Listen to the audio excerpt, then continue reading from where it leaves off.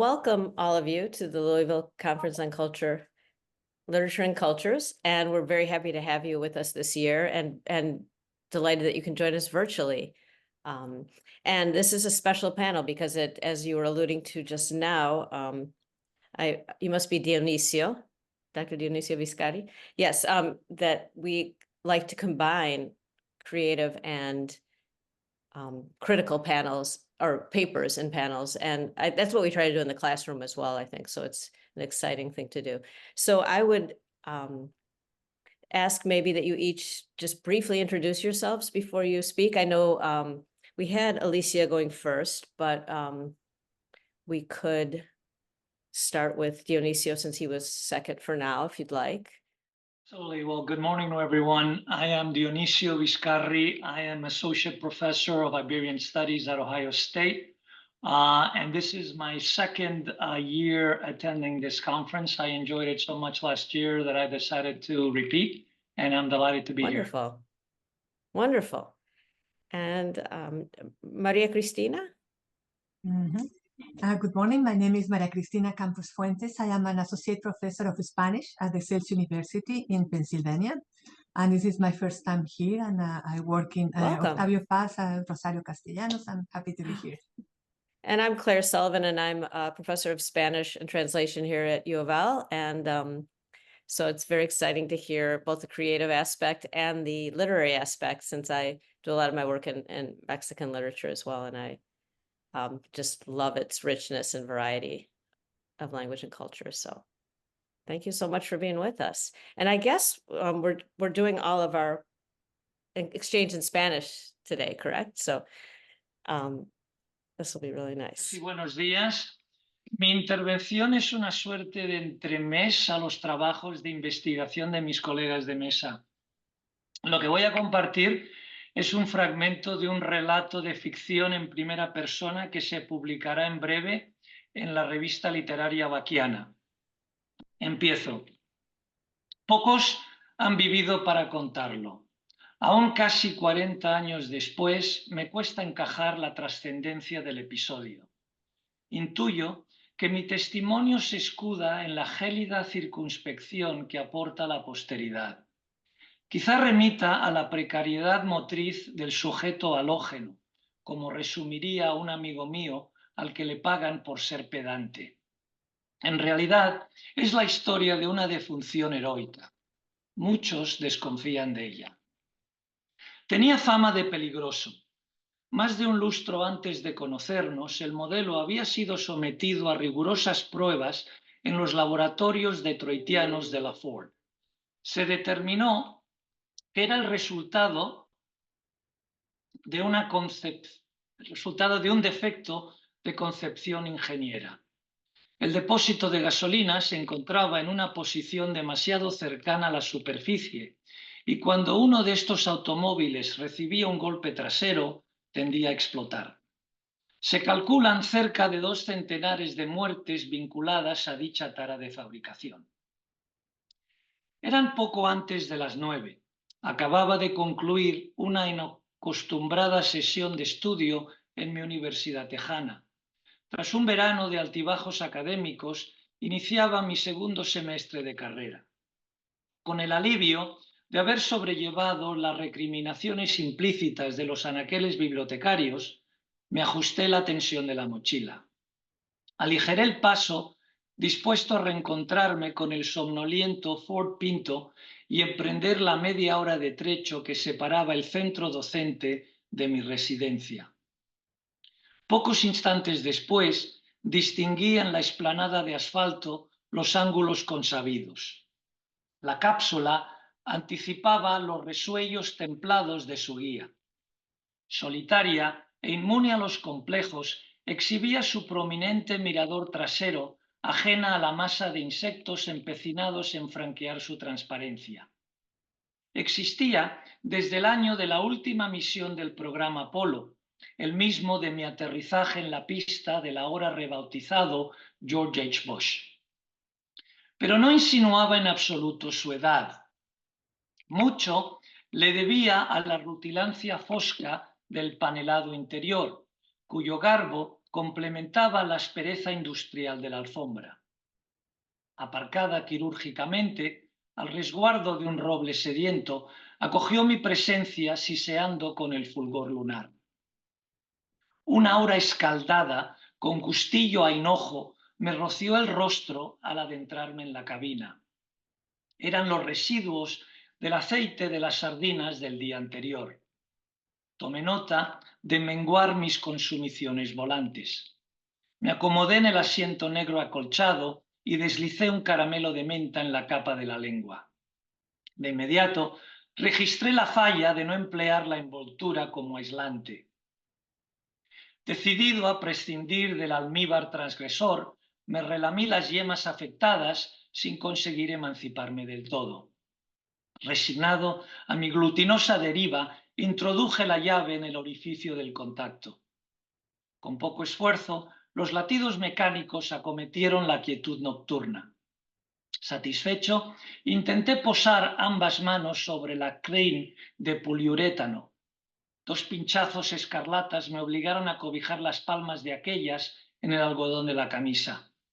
El volante conservaba las secuelas térmicas del septiembre meridional.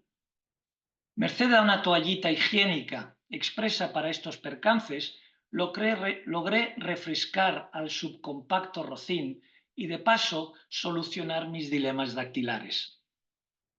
Lo había comprado con mucho sacrificio 10 meses antes en un concesionario de coches de tercera o cuarta mano situado en una carretera perdida de la Pasadena travoltana.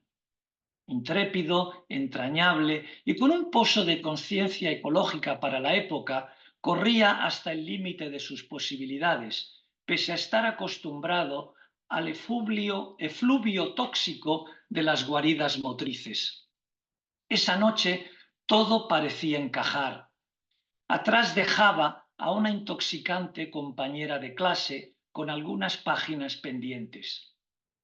Entre el ocasional roce epidérmico y su reconfortable verdura ocular, no creo haberle sacado demasiado provecho académico a aquella cita.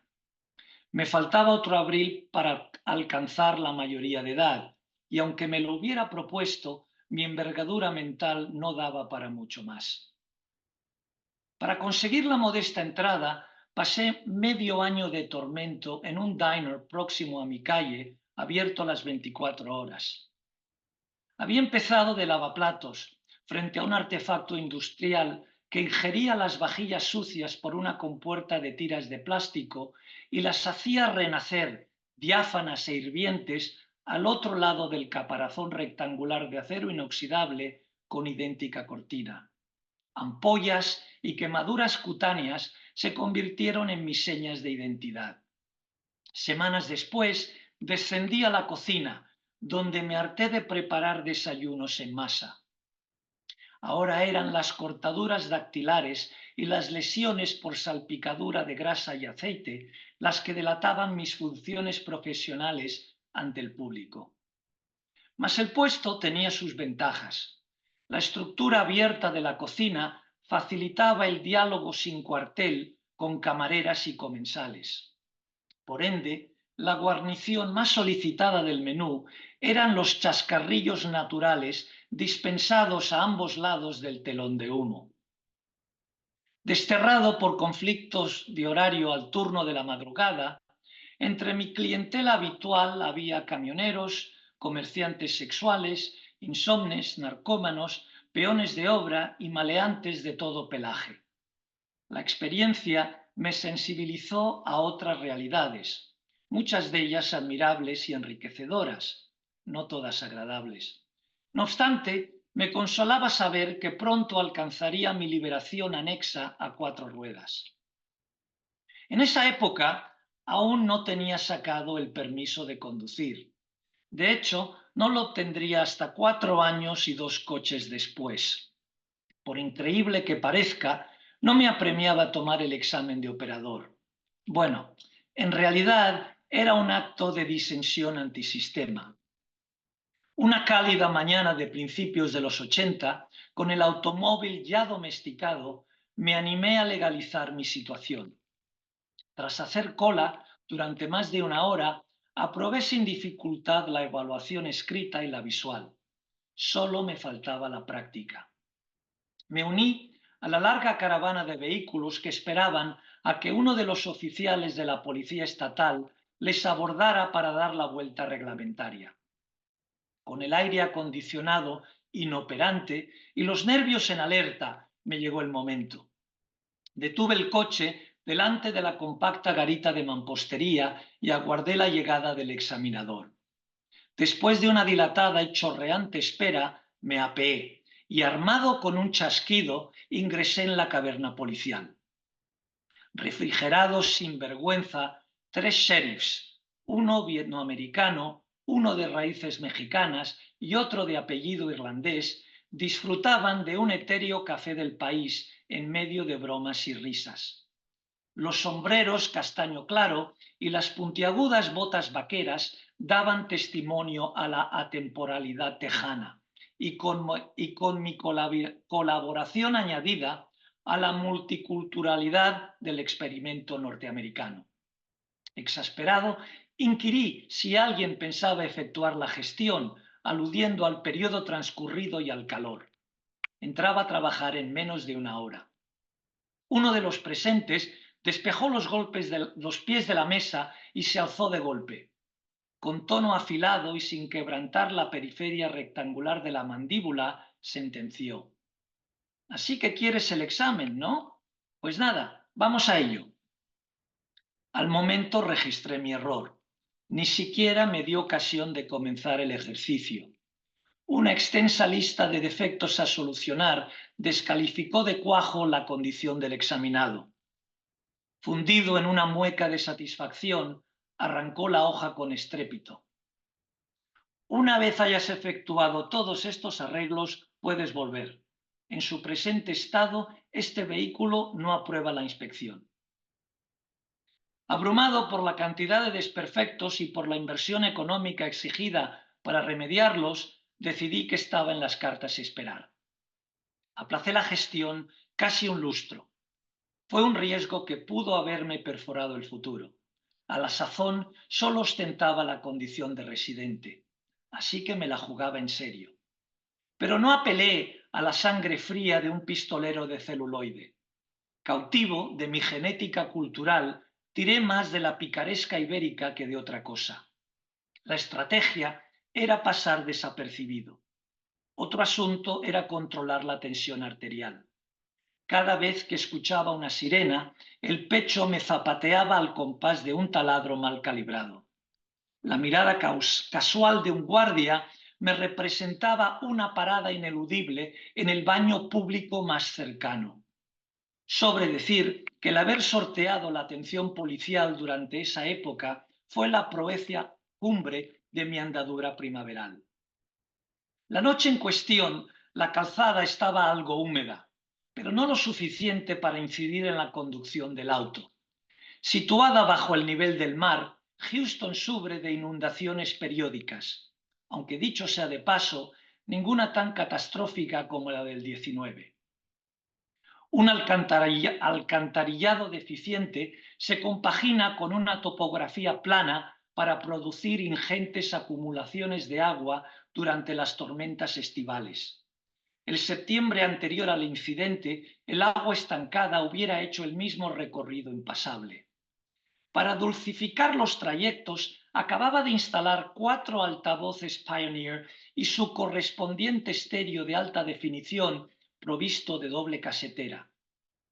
Dicho equipo desplazaba la grabadora portátil que en las primeras semanas de propiedad había improvisado en el asiento trasero para suministrar música de fondo. Ahora me ilumino ante la extravagancia de desplegar tal artefacto en público. A más de uno de mis pasajeros de entonces les habrá dejado secuelas la chapuza. Espero me absuelvan si queda alguno. Mas lo importante era existir inmerso en melodía, sin descontar que, de no ser tratada con deferencia, mi ingente colección de cintas de rock era proclive a las pataletas. Abrigado por la destemplanza acústica, De la noche a la mañana, el Pinto empezó a sentirse seguro y rejuvenecido. Olvidó sus achaques articulatorios, ajustando su tracción a la altura de las circunstancias. Hasta sus faros coquetos, de pálpebra metálica doble, recobraron el ardor de antaño. En aquella ocasión no salía del embeleso del saxófono de Urgent y rebobinaba sin tregua la frágil cinta. Tampoco transgredía ninguna costumbre. Algo idéntico soportaría meses después la mal titulada Heartbeat City. Es evidente que ningunea el nombre de la protagonista. Y su sintetizador hipnótico. Podría haberle bajado las persianas a la vista. Mi corcel se conocía el sendero de memoria, recto toda la Southway Side y girar a la derecha en Midvale. Pero me desbordaba la energía. Con la melodía en remojo, el cerebro me jugueteaba entre los preparativos para la jornada siguiente, la estrategia a seguir para conocer mejor a la recién abandonada amiga de estudios y el destino porcentual de la paga que cobraría a finales de esa semana. Según me aproximaba al cruce ferroviario, noté que la señalización parpadeaba a ritmo delirante. Disminuí la velocidad a 5 por hora, arrimándome con cautela a la intersección. La valla figuraba en posición vertical, indicio de que el tren aún se encontraba a considerable distancia. Desplacé la vista hacia la derecha. El bombo de Dennis Elliott tronaba en los altavoces. Colisioné con el novilunio. Repetí la misma operación en sentido contrario y divisé una lucecita en la lejanía. Ah, tengo tiempo de sobra. Proseguí sereno, con las pupilas abrazadas al horizonte, asegurándome de que no circulaba tráfico en dirección opuesta. Ya iba por el tercer caramelo. Tanteé en las penumbras hasta encontrar el botón adecuado para repetir la canción. Mierda, siempre se me acaba en el momento menos propicio. Cumplida la gesta, torné a sumirme en la recreación especulativa. Creo que también le gusto. No apartó el brazo al entrar en contacto con mi índice derecho y acercó con confianza la mejilla cuando le susurraba que se fijara en la forma de estornudar de la bibliotecaria. ¿Y si le hubiera insinuado algo? Una cacofonía súbita y aguda a mi diestra me giró el cuello de golpe. Por la ventanilla del pasajero, una irradiación paralizadora y deslumbrante a la vez inundó el espacio. El estremecedor aviso provenía del silbato del artilugio. Las ruedas delanteras del automóvil ya tocaban el primer raíl de hierro. Doblegado al instinto, oprimí con desesperación el pie sobre el pedal de los frenos. Otro chirrido, mucho más potente al de las zapatillas del sistema automotriz, acaparó mi atención. Ya era demasiado tarde. La locomotora arremetió contra el costado delantero del entumecido vehículo, lacerando el sistema ocular y lanzándonos por una senda macabra prolongada, mezcla de danza y de carrusel sin eje. Rebotábamos en una suerte de ruleta psicodélica, cuya apuesta era prohibitiva. De idénticas probabilidades de éxito a la eslava por la contingencia de poder perecer en el ejercicio. Imágenes fragmentadas de visitas dominicales al Tibidabo, de armonías irreconocibles y de charlas con parientes y amigos sobre la peligrosidad de los Pinto cosquillearon mi angustia.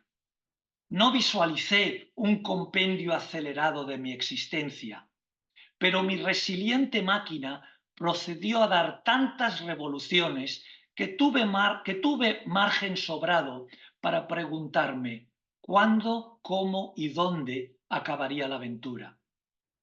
Hasta pude constatar que no se produjeran chispas cuando la parte trasera se estrelló contra el tronco macizo de un mástil telefónico, cambiando por un número exiguo de grados el compás de la trayectoria. Sin desechar del todo la compostura, el tendido eléctrico trepidaba. ¿Aguantará? La tensión corpórea se me adosó a la incertidumbre cognitiva. Todo sucedía a cámara lenta. Por fin reposó, situándose de forma perpendicular en medio de la calzada. La suerte me había indultado. Dada la hora, aquella estaba despejada. Por primera y tal vez única ocasión, celebré las costumbres madrugadoras de los lugareños. Fracturas anímicas aparte, surgía ileso del trance. Pocos instantes después, vi correr hacia mí a un par de testigos, entre ellos al conductor del caballo de hierro, que había logrado detenerlo tras el siniestro. Las normas federales de circulación ferroviaria dictaban que al acercarse a los cruces de tráfico era obligatorio reducir la velocidad. A la postre, las regulaciones burocráticas me habían salvado la vida. No podía permanecer en la escena del crimen. Despaché las preguntas sobre mi bienestar de manera fulminante. No hace falta llamar a la policía. El único perjudicado era mi bajel, y ya respondería yo. Lo enfilé en dirección a casa y reanudé la travesía. El protagonista renqueaba. Mi preocupación principal era asesorar el alcance de los daños, pero no podía detenerme por miedo a ser interceptado. Al llegar a la entrada de casa, lo dejé moribundo junto al garaje. Desprovisto de luz diurna, era imposible comprobar la condición del paciente. A la mañana siguiente, mi madre me despertó sobresaltada. Le expuse lo sucedido. Un dato que no sabría hasta semanas después era que la vía efectuaba una curva pronunciada metros antes de la intersección. De ahí el origen de mi ceguera transitoria. Tras cerciorarse de mi buena ventura, emprendió el interrogatorio. ¿Pero cómo no te fijaste en que se aproximaba un tren? Habrá que ser tonto. ¿Cómo es posible que la barrera no estuviera activada? Entre los chillidos advertí una discordante sensación placentera. Víctima de los zarpazos linguales, una sustancia elástica con esencias a hierbabuena se me desprendía a ritmo ralentizado de una cavidad molar. Esto me suena raro. ¿A qué ibas bebido? Salí al garaje como se estila en estos lares, descalzo y con el torso al descubierto, desoyendo los reproches maternos. El espectáculo era desolador. Toda la sección frontal del capó, hasta el ángulo lateral derecho, estaba chafada como el fuelle de un bandoneón criollo. El parachoques mal disimulaba su perfil de L escayolada, mientras un tornillo solitario columpiaba la placa de la matrícula. El radiador yacía en silencio, con el abdomen perforado, mas el casi imperceptible orificio en la parte inferior del mismo me dejó adivinar que la agonía había sido prolongada. El goteo debió haberse extendido como tripas de pan en un cuento infantil a lo largo de mi trayecto. Fue lo que me concedió el intervalo justo para consumar el viaje. El maletero mostraba las secuelas del impacto recibido y socavaba la estética del parachoques medio prostrado. Una extensa hendedura diagonal interrumpía la lucidez especular de la zona posterior. Había muerto allí mismo, entregada a su misión hasta el final. Al menos, pensé con melancolía, consiguió despedirse en el umbral del ámbito familiar. 2 días después, una grúa ciclópea se llevó los restos. Con todo, la memoria me sigue atosigando. Resiste a desmontarse del recuerdo de mi abnegado Pinto. Hoy es obvio dilucidar que el importe simbólico de este rebasa con creces la longevidad de su fantasía estética. Logró impugnar su naturaleza explosiva, conservándome intacto para otras veladas perdidas. A expensas de su propio pellejo, le plantó cara al antojadizo Taxet. Aceleró mi adolescencia, es cierto, pero a la vez actuó como un custodio clarividente y dedicado. También me expuso a la responsabilidad, al atrevimiento y a la contemplación. Pero defender su dignidad es complicado. Acostumbra aparecer en un puesto notable dentro de la categoría de los peores coches fabricados de la historia. Al margen de que el volumen de ventas de su bienio inicial fuera un éxito rotundo. El ataúd rodante o la bola de fuego son algunos de los apelativos más acreditados por el consumidor estadounidense para referirse a nuestro protagonista. El modelo fue descontinuado en 1980, pero a la Ford se le pegaban las sábanas desde ya hacía tiempo. Fue un error subestimar la capacidad reproductora de la fama. Su pecado capital fue preferir asimilar las muertes proyectadas por la estadística a corregir el chasis. Para la empresa, las indemnizaciones consiguientes resultaban ser porcentualmente más rentables. El riesgo pasaba a ser otro mero impuesto sufragado por el consumidor. En los últimos años, la marca ha optado por fabricar camionetas, todoterrenos y motores eléctricos. La era de los Cobra, Taurus y Pinto se ha ido extinguiendo ante los avances tecnológicos y el asedio de la globalización. Solo el impertérrito Mustang sigue al galope, incinerando las llanuras de alquitrán. Me he planteado su adopción varias veces, pero las canas me pondrían en evidencia. Consideración harto irrelevante en la época en que deambulaba con ilusión ingenua en el vientre de mi antiguo confidente. En retrospectiva, fue una inversión fructuosa, tanto material como narrativa. También un referente perpetuo de mi integración en el sueño americano. Aún hoy, con las arrugas ganándome la partida, cuando surge la anécdota, los presentes de mi entorno familiar reaccionan con risitas, gestos de mofa y comentarios desconfiados. No aceptan la versión oficial ni la evidencia testimonial.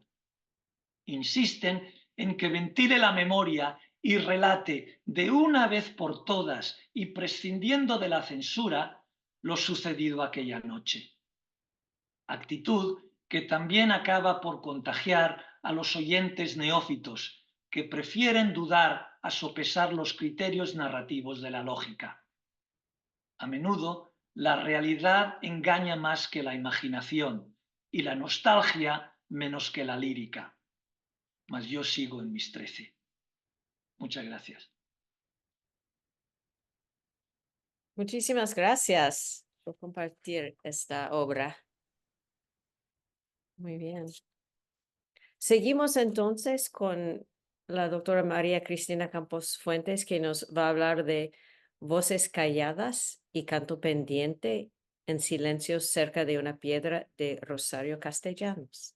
Muchísimas gracias. Bueno, voy a leer en español. Entonces, este es un poema breve de Rosario Castellanos y aquí voy. A la mexicana Rosario Castellanos, nació en 1925 y murió en 1974, legó a la literatura una sólida producción poética, narrativa y teatral, además de su ineludible ensayística a propósito de la condición femenina. Su obra se caracteriza por abordar temas sobre la mujer y en menor medida sobre lo indígena, dado el contacto que tuvo con los descendientes de la cultura maya por haber nacido y crecido en Chiapas. El poema que analizo, Silencio cerca de una piedra antigua, publicado en El rescate del mundo de 1952, combina ambos asuntos. Me interesa en el hermetismo del escrito y en su inscripción en una época y una cultura específicas que es preciso reconocer para comprender sus sutilezas. Este poema es una meditación sobre el olvido, en el que se exploran los sentimientos de culpabilidad de la voz poética por haber desatendido la civilización de sus antepasados. Mediante una lectura detallada del texto, se aprende que la tesis que la autora defiende es la necesidad de volver a dar vida a una cultura casi desaparecida, interesándose en los indígenas, restos vivientes de esta civilización, con quienes además se identifica como mujer por compartir circunstancias de opresión dentro de una sociedad tradicionalista que los consideraba, cito, inferiores. En silencio cerca de una piedra antigua, la voz poética se identifica con un yo femenino desde el primer verso, sentada, con la finalidad de mostrar su preocupación íntima por la desesperación en que han incurrido diversos estratos del mexicano, el mestizo occidentalizado y el indígena tradicional. Esta voz poética sufre al no poder comunicarse con el sitio en donde se encuentra, lugar en el que, sabiendo el origen de Castellanos, se reconocen vestigios mayas. Estas ruinas y piedras sirven como sinécdoque de los indígenas mismos.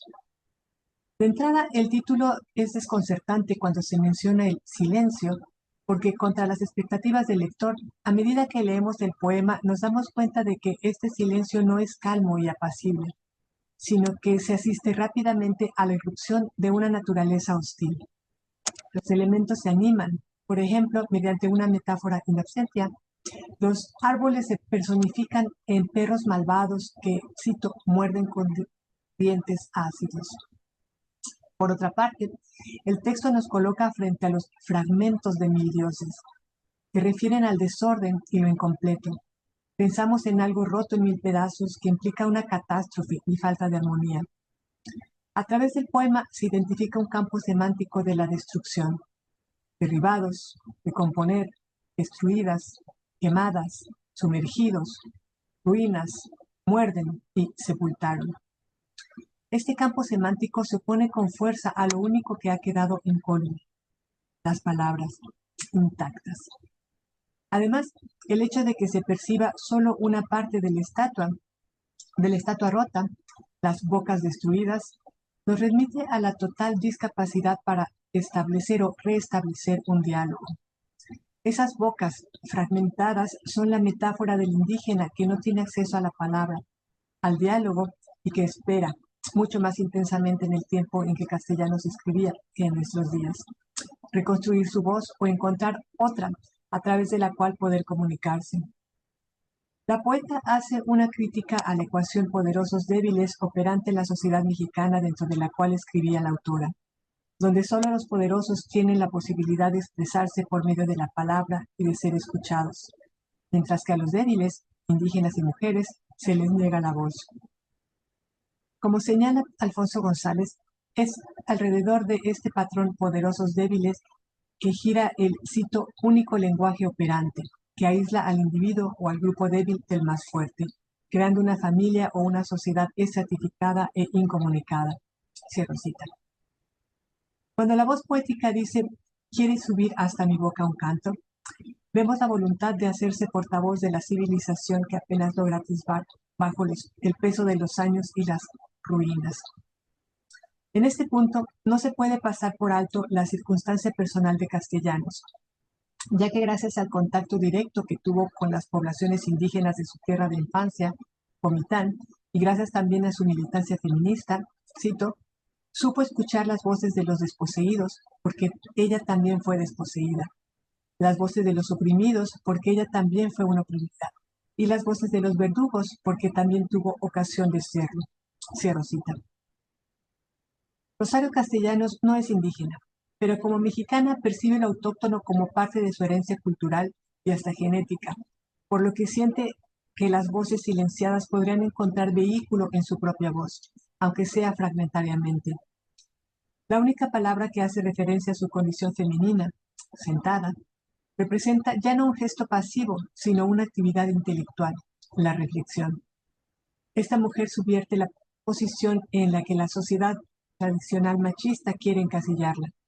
Es decir, asume un papel intelectualmente activo a través de su solidaridad con otros grupos marginados, intentando comprender esta civilización pasada cuyos restos están delante de ella.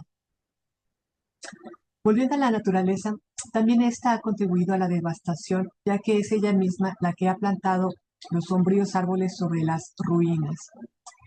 En este poema estamos muy lejos de un locus amoenus. En cambio, la voz poética se encuentra en un lugar sombrío, frío y rodeado de muerte, como lo aprueba el campo semántico de la oscuridad, que habla también de una noción de confinamiento.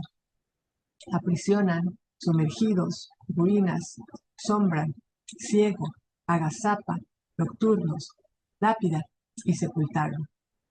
La incomunicación deja a la voz poética en un lugar parecido a un cementerio donde lo muerto espera su resurrección mediante la palabra.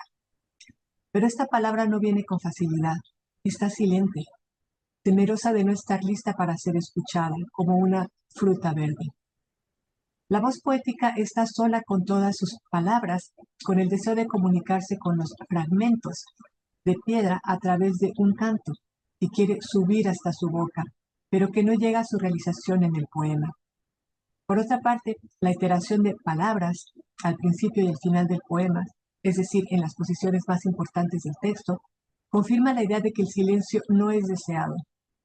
Si al comenzar el poema las palabras están intactas, al final se explica la razón. Es debido a que la voz poética no conoce más que ciertas palabras en aquel idioma que es como una lápida que encierra una cultura tenida por muerta. El vocablo lápida se desfamiliariza cuando se le hace sinónimo de idioma, ya que un lenguaje es signo de vida y de contacto entre las personas, mientras que en este caso la lengua indígena sepulta a sus escasos hablantes debido a que estos no pueden comunicarse dentro de la sociedad en la que han quedado involuntariamente inmersos. Además, el poema se presenta bajo la forma de un monólogo, lo que enfatiza la falta de comunicación.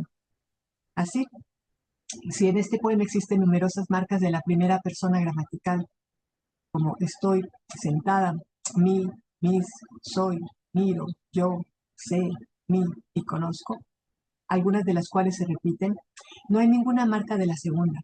Más que nunca el título del poema se justifica y se afirma el aislamiento de la voz poética. Pero este monólogo que implica la falta de comunicación no es gratuito, es la consecuencia del olvido. Si este silencio es tan hostil, es porque quien narra tiene un sentimiento de culpabilidad. Hacia la mitad del texto, el lector comprende que la naturaleza que se anima no es solamente una enemiga, ya que, como señala Pascal, la naturaleza no es hostil ni benévola, no tiene sentimientos. Entendemos entonces que es la voz poética quien percibe la realidad de una manera subjetivamente negativa. La voz poética, que en este caso podemos asimilar a la poeta misma, es una mujer mexicana que lleva consigo la responsabilidad del pasado al que hace referencia. No se trata solamente de árboles que han recubierto las ruinas. Es ella misma, es el hombre en general, el mexicano, quien las ha olvidado. Como agravante, este olvido ha sido voluntario, lo que lo hace una negligencia imperdonable que debe repararse. Como prueba, se observa que la voz poética da un nombre agresivo a este olvido, lo llama traición, concepto que en la imaginería mexicana refiere a la Malinche, la mujer indígena que olvidó su origen y que colaboró con el invasor, comenzando el mestizaje, una forma de eliminación del indio. Esta traición se vivifica por una prosopopeya, caracol que no guardó del mar, ni el eco de la más pequeña ola, que se manifiesta en el poema para causar al mismo tiempo al poeta y al lector identificados como mexicanos, ya que ambos han permitido la imposición del olvido. De hecho, a partir de una metáfora llena de sentido, los signos se cierran bajo mis ojos, como la flor bajo los dedos torpísimos de un ciego. Comprendemos que la voz poética no se siente capaz de acceder a ese pasado enigmático que comporta la belleza misteriosa y frágil de la flor. Sin embargo, el hecho mismo de que exista este texto, que intenta sacudir al lector y hacerle reflexionar sobre los temas, confirma uno de los objetivos de la autora. Para ella, abro cita, la importancia que tiene la poesía en sí misma ese rescatar del naufragio que es el tiempo y el olvido y la muerte a las cosas y dotarlas de una suerte de eternidad. La poesía es su intento de ordenar y entender las cosas. Cierro cita. En este texto, la autora intenta salvar de la indiferencia y la muerte la herencia indígena. En su tiempo, Castellanos nunca se sintió a gusto cuando la crítica quería clasificarla dentro de la corriente indigenista. Por el contrario, en una entrevista con Emanuel Carballo, la autora rechazó terminantemente tener una afiliación con dicha corriente por considerarla maniqueísta e idealizadora. Pero las novelas y cuentos de la Chiapaneca se clasificaban como indigenistas para oponerlos al indianismo, de estilo decimonónico, en donde el indio o indígena era sublimado, pero descrito de manera monolítica y exótica. Sin embargo, Seymour Menton recalcó poco después de la muerte de Rosario la peculiaridad de su indigenismo. Este crítico equipara Oficio de Tinieblas, de 1962 de Castellanos, con Los Ríos Profundos, de 1958 del peruano José María Arguedas, porque ambas novelas se descubre la coexistencia de la sociedad mestiza y la indígena. Explica que, abro cita, los dos autores se criaron en un medio ambiente cerca de comunidades indígenas y, por tanto, están mejor capacitados para individualizar a sus personajes indígenas que los autores de la generación anterior, que tenían mayores preocupaciones clasistas. Sin embargo, ninguna de estas dos novelas tiene protagonistas indios. Cierro cita. Estas diferencias de contenido de Castellanos y de Arguedas es lo que hace que la crítica literaria posterior prefiera el término neoindigenista, porque se trata de un tipo de literatura, abro cita, que va más allá de la denuncia social, presenta a los indios como personajes complejos y profundiza en el universo sociocultural indígena desde una perspectiva mestiza. Cierro cita. Aquí vemos este neoindigenismo de Castellanos como, como una manera renovada de mirar al indígena y su mundo, que evita la idealización y el exotismo y que intenta penetrar en la propia cosmovisión del americano autóctono, respetando sus creencias y tradiciones, aunque todavía desde fuera. La mexicana se aleja voluntariamente de las concepciones idealistas de los indígenas que no hacen más que cosificarlos y los humaniza conscientemente en sus obras. En la mencionada entrevista con Carballo, los defiende netamente. Abro cita. Los indios son seres humanos absolutamente iguales a los blancos, solo que colocados en una circunstancia especial y desfavorable. No son misteriosos ni poéticos. Lo que ocurre es que viven en una miseria. Cierro cita. Es evidente que su postura no busca ennoblecer una raza o un mito de origen, sino que ambiciona dignificar a los indígenas como individuos con quienes comparte cierto bagaje cultural, aunque por circunstancias históricas y sociales hayan sido marginados en todos los aspectos de la vida nacional.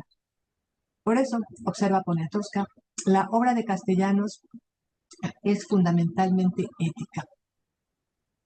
En Silencio cerca de una piedra antigua, la poeta proyecta pasión más allá de la denuncia de las injusticias derivadas de la posición socioeconómica del indígena mexicano de mediados del siglo XX. Aquí la autora lleva su interés e inquietud a un nivel más profundo. Tiende a una restauración de la comunicación con su legado indígena. El conocido feminismo de Castellanos informa este texto casi hermético. Tanto el indígena como la mujer, de cualquier origen o etnia, se identifican porque ambos han debido luchar y continúan haciéndolo para dejar superar la desventajosa posición social a la que han estado tradicionalmente sujetos. Esta supuesta inferioridad impuesta ha estado determinada no solo social, política y económicamente, sino que también se ha basado en ideologías religiosas que no hay tiempo para desarrollar en esta ponencia. Pero Castellanos lava la afrenta hecha por la religión a la mujer con la poderosa imagen de los primeros versos. Mientras que en las tres religiones monoteístas de la antigüedad grecorromana la desgracia está ligada a la mujer y a la manzana, aquí la voz femenina posee palabras intactas, que son como fruta verde, es decir, frutos que todavía no están maduros, pero que por lo mismo son portadores de esperanza. Aunque la comunicación haya fracasado en primera instancia, la voz poética se da cuenta de la necesidad de recrear un diálogo. toma conciencia de la injusticia que sufren los indígenas y de su propia traición, la cual, una vez que la palabra ha sido pronunciada, pierde fuerzas gracias a la confesión. Como se ha dicho, el poema termina con una nota prometedora, el reconocimiento de que hay gente viva bajo este sepulcro. Además, el optimismo se aviva porque, aunque la voz poética no domina la lengua, sí conoce ciertas palabras, lo que le permite construir un puente comunicante entre ella y su progenie indígena, que aunque sea fragmentario, es al menos un comienzo. De esta manera, el poema se revela como verdadero en el sentido que Castellanos daba al concepto. La verdadera poesía, explica, responde a la necesidad humana más profunda de comprometerse y comprender al mundo, de interpretarlo y expresarlo. Si bien la autora no pretende resolver el problema, al menos lo plantea, dejando al lector a la labor de comprender la situación, interpretarla e intentar cambiarla. En Proverbios, la Biblia dice que el silencio es de oro y la palabra es de plata, pero Rosario Castellanos ha invertido la sentencia bíblica recordando que el silencio puede ser mortal, que puede ser un mutismo cómplice y que es necesario que alguien lo rompa. En este poema, Castellanos reconoce que la civilización brillante ha existido y que su religión, con 1000 dioses antiguos, no debe ser tachada simplemente de animista, porque esta es parte consustancial de la cultura de un pueblo que palpita bajo la piedra antigua que la representa. De hecho, todo el texto posee una progresión que pasa de la piedra del título, representada por sencillos fragmentos y pedazos de estatua, a un lugar que se anima, un lugar que va a poseer el soplo del espíritu vivaz con sus muchas respiraciones. Cuando ella este silencio, reconoce la necesidad de restablecer la comunicación entre elementos que en México han estado absurdamente separados, los indígenas y los descendientes de los españoles, mestizos y criollos. Porque, dice Castellanos, si los primeros han perdido la memoria de su grandeza, los otros han perdido los atributos de su fuerza y la decadencia en que todos se debaten es total. Silencio cerca de una piedra antigua es un llamado a establecer un nuevo orden en donde los marginados, mujeres e indígenas puedan hacer oír su voz. Primer paso para la inclusión completa y activa dentro de una sociedad moderna e igualitaria. Gracias por su atención. Muchísimas gracias, fascinante. Bueno, ya tengo preguntas para los dos, pero vamos a dejar las preguntas para el final. Y estamos muy felices que está con nosotros Alicia de Gregorio, que nos va a hablar sobre funciones de la capital española en Entre Naranjos de 1900, de Vicente Blasco Ibáñez. Gracias. Hola, María Cristina, me ha gustado mucho tu presentación y quería hacerte una preguntita. Lo que he notado de ese poema es que en realidad, aparte de, por ejemplo, la palabra cactus, no hay demasiadas referencias específicas. He visto casi como una especie de poema ecuménico que puede ser aplicado a muchísimas culturas universales que hayan estado en una situación similar de opresión. Entonces, me gustaría saber qué idea tienes tú del por qué no hay más referencias específicas.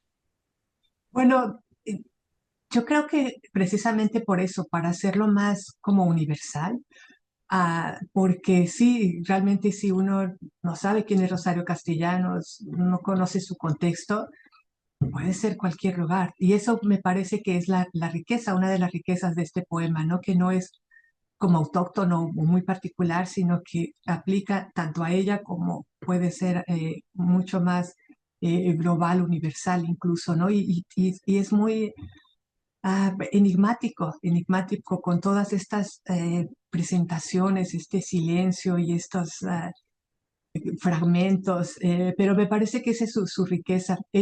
Yo he estudiado su obra, además está publicado en esta obra que se llama El rescate del mundo, y tiene otros poemas en ese mismo libro que sí son mucho más locales, e incluso hay algunos nombres propios de ciudades o de ríos o de grupos indígenas. Entonces se puede explicar teniendo ese bagaje cultural. Pero sí, me parece que es totalmente aplicable a otras culturas en esa situación y a otras mujeres también en esa situación, ¿no? Porque pudo haber no dicho sentada, simplemente estoy aquí y ya. Pero el hecho de afirmar su feminidad también es trascendente, creo. Sí, que de hecho es hasta cierto punto actualiza ese tipo de poesía, porque se puede leer fuera del contexto o sea, en el que fue compuesta esa poesía, me refiero, ¿no? Sí, Se la totalmente. lees hoy y es igualmente aplicable, quiero decir. Claro, claro, no, estoy de acuerdo, estoy de acuerdo. Desgraciadamente, Rosario, bueno, se fue muy pronto, ¿no? Todavía hubiera tenido mucho tiempo para seguir aportando, sobre todo al final de su vida era más hacia el lado feminista de su lucha, digamos, su presentación, pero estas obras que no son la mayoría de las obras, pero hay algunas que tratan este tema sobre lo indígena o hacen referencia hacia lo indígena, me parece que son muy valiosas y hay que seguirlas analizando, rescatando. Sí, yo también quería saber porque qué bueno tener este puente, ¿no? Entre la literatura, como mencionaste, de herencia española y la literatura indígena en México. Y veo muy pocas veces que estos autores se leen en el país. Y entonces estaba pensando, ahora la crítica la ve como de manera positiva por eso, porque ella la veo ahora que abrió puertas para lo que venía detrás, ¿no? Que ahora hay muchas poetas indígenas que se publican en México, pero no sé si hay, ¿cómo la considera? No, en el sentido indigenista es lo menos que se conoce de su obra. Al contrario, hacia el final también tenía muchas obras, no muchas, pero algunas cuentos más sobre la ciudad, porque ella de joven, cuando fue a la universidad, pues se fue a la Ciudad de México como era algo corriente en su época, ¿no? Y si querías ir a una universidad de mayor prestigio, pues ibas a la Ciudad de México. Ella fue a la Ciudad de México y tenía eh, otros intereses, ya no tan indígenas, pero creo que sí abrió puertas en el sentido de ver al indígena de otra forma, ¿no? Hay mucho interés, o tal vez no tanto hoy en día, hace algunos años, iban incluso a entrevistar a su nana, ¿no? O a la mujer que la cuidó de niña, ver porque es protagonista, bueno, no protagonista, es un personaje en algunas de sus obras, en una de sus novelas, Van un canal. Entonces sí hay ese interés, pero todavía es una época anterior, ella murió en el 74, entonces todavía faltaba eh, más desarrollo, digamos, para lo que hoy en día ya es la cultura de los indígenas, no indigenista o indigenista, sino los indígenas mismos ya expresando su cultura y bueno, y digo yo siendo mexicana, como castellanos, ¿no? Si me siento parte de esa cultura, soy totalmente parte de esa cultura y además tengo otras culturas por aquí, por allá. Entonces, sí es algo diferente, pero sí contribuye mucho a desarrollar eh, sobre todo el interés a que se siga avanzando por esa línea. Sí, aprecio mucho la lectura generosa y detallada y quisiera saber sobre esta prosopea del caracol. No sé si podría explicar eso un poco más porque me intrigaba. El caracol, déjame ponerlo aquí se aparece. Ajá, el- pero soy el olvido, la traición, el caracol que no guardó del mar, ni el eco de la más pequeña ola. E- Este, este caracol, pienso yo, como una persona o un mexicano que es parte del mar, de lo marino, pero que está vacío, que no realmente no puede, que es la contradicción de ser parte y no ser parte, ¿no? Y estar allí, pero no estar completo. Eh, y creo que tiene muchas formas que se puede explicar de muchas maneras, pero ella lo ve como esta traición. ¿Por qué? ¿Por qué los mexicanos abandonamos o hacemos a un lado la herencia indígena y nos identificamos más con la herencia europea? Y esto ha sido, bueno, producto de políticas culturales, ¿no? Que se han hecho desde la colonización, desde la independencia, que la independencia ya era lo mexicano, lo que sea que esto haya sido, pero que no era lo español y no era lo indígena, era otra cosa. Entonces no sé, muchos siglos de vivir con muchas contradicciones y con un resquebrajamiento de la identidad y de los que quieren y de los que no quieren unirse a esto. No sé si Gracias. ustedes tienen otra interpretación o quieren... No sé, me encanta esa idea y no había pensado eso. No, veo que regresó Alicia y Ay, sí. quizás puede, gracias, a ver si intentamos otra vez. No la escuchamos todavía. Entonces, recién nacido el siglo XX, Vicente Blasco Ibáñez escribió Entre Naranjos, obra que junto con las novelas Arroz y Tartana, Flor de Mayo, La Barraca y Cañas y Barro, así como las colecciones Cuentos Valencianos, La Condenada y otros cuentos, constituyen el ciclo regional o valenciano del autor.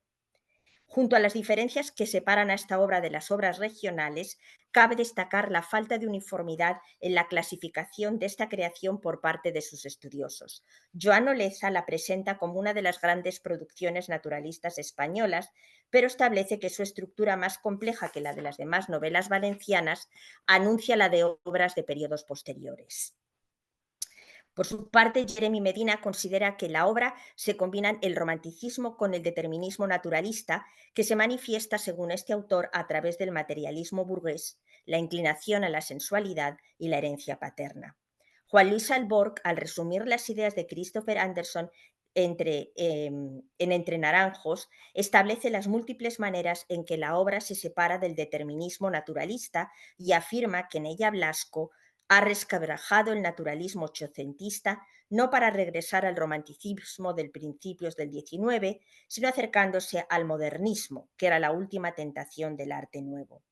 José Antonio Piqueras Arenas recoge esta clasificación de Entre Naranjos y además identifica en la obra otro elemento de modernidad, la influencia del cinematógrafo utilizado como imagen en ciertos pasajes de la narración y como formato narrativo, es decir, un formato que sujeta la descripción, cito, al punto de vista y al tiempo de una cámara. Para Catherine Murphy, la separación del libro de las formas del naturalismo es importante y la autora indica, la estudiosa indica que los elementos naturalistas de la novela conviven con características del impresionismo y el simbolismo, así como elementos del terreno de la psicología del inconsciente. Para Murphy, este encuentro de rasgos representativos de diferentes movimientos literarios es reflejo de la transformación ocurrida en el arte no solo en España, sino en el resto de Europa en el paso del siglo XIX al XX, que describe diciendo, cito, la tensión entre elementos afianza el parecer de que el cambio de centuria en España, así como en toda Europa, no representa una estricta línea divisoria entre los modelos literarios decimonónicos y los del siglo XX, es decir, entre el realismo y el naturalismo, dominantes en la década de 1880, y el modernismo, sino más bien un periodo de transición. Uno de los aspectos destacados de Entre Naranjos que separa esta obra del resto de las novelas valencianas y de los cuentos valencianos y muchos de la colección La Condenada y otros cuentos es la presencia de la ciudad de Madrid en ella. Frente a los escenarios valencianos de la capital, la Huerta Valenciana, la Costa, la Albufera, de las novelas de su mismo periodo, Entre Naranjos transcurre en la también valenciana población de Alcira y los campos de naranjos que la rodean, pero su tercera y última parte tiene lugar en la capital de España. Por otra parte, la obra se abre apenas ha vuelto de Madrid su protagonista masculino, Rafael Brull, cacique de la zona y diputado en las Cortes españolas, y son frecuentes las referencias a la capital del reino por parte de personajes y narrador a lo largo de la novela. De esta manera, Entre Naranjos es también una obra de transición en la escritura de Blasco. Ocupará, junto con las novelas sociales del siguiente periodo y algunos cuentos de fines del XIX, un contexto geográfico ajeno a la región de origen del autor. Estas obras, Entre Naranjos y las novelas sociales y algunos cuentos, proporcionan ambientes que podemos denominar como nacionales, a los que seguirán en etapas posteriores espacios de diferentes partes del mundo, en lo que Alborg denomina el sentido global que afecta al resto de su obra. El presente ensayo se propone analizar el retrato que de Madrid hacen en la obra personajes y voz narrativa y las funciones temáticas e ideológicas de la capital de España en Entre Naranjos. Vicente Blasco Ibáñez escribió Entre Naranjos entre los meses de julio y diciembre de 1900 en su casa de la playa de la Malvarrosa, situada a la sazón en las proximidades de la ciudad de Valencia. Ahora ya es parte de la ciudad de Valencia, básicamente. Para entonces el escritor ya había visitado Madrid y vivido en esta ciudad en diferentes momentos, por ejemplo, incluyendo cuando huyó a los 16 años a Madrid desde Valencia, o cuando pasó pena de destierro en Madrid entre el 31 de marzo y mediados de septiembre de 1897, y finalmente cuando fue elegido diputado a las Cortes Españolas en 1898. Es decir, que la creación de Entre Naranjos coincide con su experiencia parlamentaria en la capital. Aunque relativizado por Mas y Mateus, el determinismo ambiental es enfatizado por otros críticos en la novela Entre Naranjos y en menor medida también el determinismo de la herencia biológica. Por lo que se refiere al primero de ellos, afirma González Blanco que la vegetación valenciana es el agente que provoca que Leonora Moreno, la tiple nacida en Alcira que regresa a su tierra después de cosechar numerosos éxitos y amantes por todo el orbe, acabe por rendirse al deseo carnal de Rafael. Según el crítico, la naturaleza valenciana en primavera, que describe como lujuriante, hace que Entre Naranjos sea la novela blasquiana en la que el contexto exterior influye con mayor intensidad en los personajes. De la misma manera, Medina afirma, cito, Entre Naranjos is in fact the novel of the period in which Blasco studies most directly the influence of the exterior world, particularly of sounds and the aroma of the orange blossoms, on the character's inner consciousness. In this sense, it is his most Valencian work. Fin de cita. Es conocido el amor que Blasco Ibáñez sintió por su Valencia natal. El viajero que paseó el nombre de su región por el mundo pidió ser enterrado en una modesta tumba en su ciudad de origen, al tiempo que declaraba su intenso amor por ella. Y cito, quiero descansar en el más modesto cementerio valenciano, junto al Mare Nostrum, que llenó de ideal mi espíritu. Quiero que mi cuerpo se confunda con esta tierra de Valencia, que es el amor de todos mis amores. Fin de cita. En Entre Naranjos, los espacios en los que se desarrolla la acción del texto son muy relevantes desde el punto de vista temático e ideológico de la obra.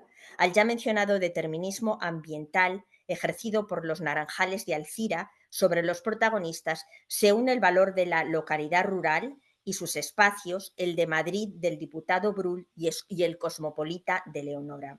En su análisis de la herencia costumbrista como representación de la realidad y como transmisión de un mensaje ideológico de Entre Naranjos, Elisabeth Delroux establece que en la obra existen tres mundos, acompañados de su propia geografía, necesaria para describir ambientes y tipos. De acuerdo con Delroux, estos mundos son, cito, el mundo político, con la figura del cacique diputado Rafael, que alterna vida en Madrid y en la provincia, el de la bohemia con la tiple que recorre Italia y Europa, el de la huerta valenciana que comparten la tiple y Rafael.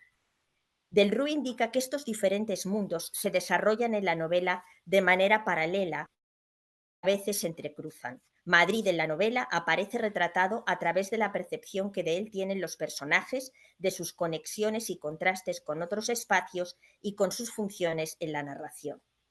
Ya en el primer capítulo y en el primer encuentro del lector con Rafael Brull en Entre Naranjos aparece una presentación crítica e implícita de Madrid, en la siguiente metáfora de la sensación que experimenta el protagonista de regreso a su tierra, después de algunos meses de estancia en la capital española. Y cito, al verse en la hacha escalera de mármol rojo, envuelto en el silencio de aquel caserón vetusto y señorial, experimentó el bienestar voluptuoso del que entra en un baño tras un penoso viaje. Fin de cita. Pocos líneas más adelante, el contraste desfavorable para la capital española se hace explícito al comparar la incipiente primavera de Alcira con los duros inviernos madrileños.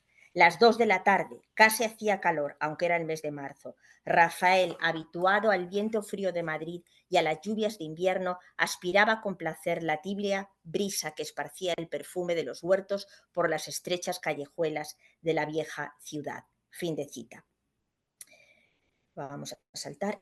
En su detallado estudio de la evolución de la familia de Rafael Brull como caciques de la comarca de la Ribera en torno a la población de Alcira, José Antonio Piqueras establece que ningún otro autor ha sabido presentar las características del caciquismo en España de la manera en que lo hace Blasco Ibáñez Entre Naranjos.